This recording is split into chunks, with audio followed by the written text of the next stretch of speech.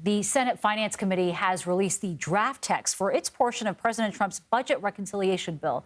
It includes a proposal to permanently extend the state and local tax deduction cap at $10,000. That is different to the $40,000 cap that was in the House's version of the bill. And this comes as the Senate looks to push that bill to President Trump's desk by the upcoming July 4th recess, not too long from now. And for more on this, let's bring in congressional correspondent Nikole Killion. Nikole, what else stands out to you with this reconciliation text, and how are lawmakers reacting to some of these changes? Yeah, well, that SALT change is a big one, even though it impacts only certain portions of the country in terms of states like California and New York, where the state and local taxes, in the view of many lawmakers, is too high. So that's why they wanted to raise the cap on those deductions. So over in the House, that cap had been raised to $40,000 that a family or an individual could deduct. Well, now under the Senate version, they have reduced it back to that $10,000 cap, although it extends that cap permanently. It was due to expire at the end of this year, but already we are hearing from a number of House Republicans who were involved in those very delicate negotiations with the House Speaker, criticizing this, particularly the Republican chairs of the SALT caucus, who say that this undermines the work that they did on this issue, that they hope the Senate will still continue to have discussions with them about this. There's a New York Republican, Mike Lawler, who's been very vocal on this issue, threatening to vote no against the final bill if this $10,000 cap remains. And one of the other major sticking points, Nikole, has been potential cuts to Medicaid. So how did the Senate Finance Committee address that in this bill?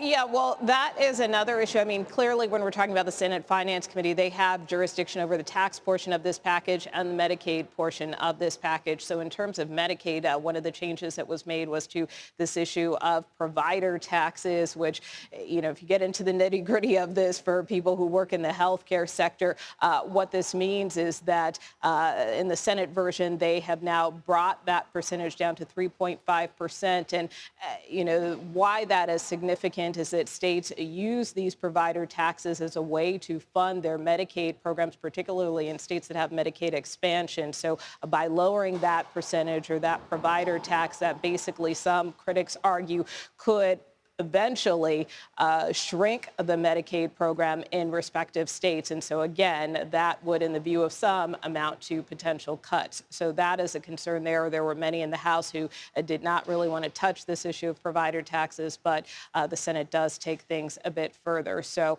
that's in there. Obviously, this bill also raises the debt limit to $5 trillion, in large part to help pay for this bill, most notably extending the president's tax cuts. And Nikole, before we let you go, lawmakers are back there on Capitol Hill for the first time since the politically motivated shootings in Minnesota this weekend. And we're also learning several congressional members were on the suspects' target list. What more can you tell us about that? Yeah, this is of grave concern to a lot of lawmakers as they return to Capitol Hill this week. You know, this is a truncated week in that the Juneteenth holiday is coming up, so only the Senate is in session, the House is out. But we have seen a number of House lawmakers say that they were notified by Capitol Police that they were on this so-called hit list of the suspect who was involved in those Minnesota shootings, including Texas Congresswoman Veronica Escobar, Ohio Congressman Greg Landsman, as well as Hillary Scholten, who is Michigan, a Democrat who actually said she is postponing some of her town halls in the wake of this. So it is of grave concern. We saw a letter from Leader Hakeem Jeffries earlier today to Speaker Mike Johnson calling on the Speaker to direct the Sergeant at Arms to provide the maximum security for members, not only here on Capitol Hill, but certainly around the country, but also to expand or increase the allowance that members get for their security. So that is something, too, that the leader is pressing for. And we know that both in the Senate and the House, there will be security briefings for both members of the House and Senate tomorrow by both the Sergeant at Arms and U.S. Capitol Police to address lawmakers' concerns. Nikole Killion, thank you very much for joining us.